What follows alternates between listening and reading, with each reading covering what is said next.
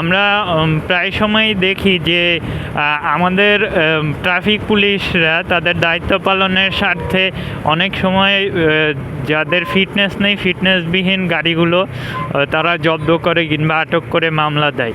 তো সেই ক্ষেত্রে তার মধ্যে বেশিরভাগই হয়ে থাকে যে প্রাইভেট কার অথবা বাইক বা এই জাতীয় প্রাইভেট যানবাহনগুলো। কিন্তু এই জাতীয় যে আমাদের ঢাকা শহরে যেগুলো চলাচল করে ম্যাক্সিমাম যে লোকাল বাস বা সিটিং সার্ভিস বাস যেগুলোকে বলে, এই বাসগুলোর কতটুকু ফিটনেস আছে এটা আমার জানা নেই, কারণ আমি যথেষ্ট পরিমাণে এটা নিয়ে ডাউট ফিল করি।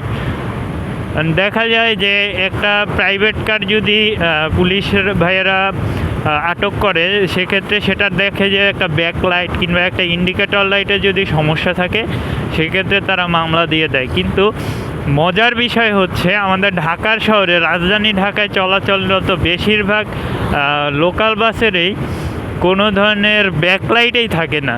মানে তারা সামনে গিয়ে যদি কোথাও থামে কিংবা ব্রেক করে, সেক্ষেত্রে পিছন থেকে বোঝার উপায় নেই যে তারা ব্রেক করবে। তো অনুরোধ রইল সকলের ক্ষেত্রে, যেহেতু আইন সমান, এটা আমরা সবসময় মুখে বলি, এটা যেন কার্যত ব্যবহার হয়। কারণ প্রাইভেট কার যারা চালান তারা হ্যাঁ ঠিক আছে, তার নিজস্ব প্রাইভেট গাড়ি দেখে যাদেরকে সবসময় মামলা দিবেন, আর একটা কোম্পানির গাড়ি দেখে কিংবা হচ্ছে লোকাল বাস তাদের অনেক গাড়ি দেখে রাস্তায় চলাচল করে দেখে আপনারা তাদের মামলা দিবেন না, এটা কিন্তু আসলে আইনের সঠিক প্রয়োগ হচ্ছে না।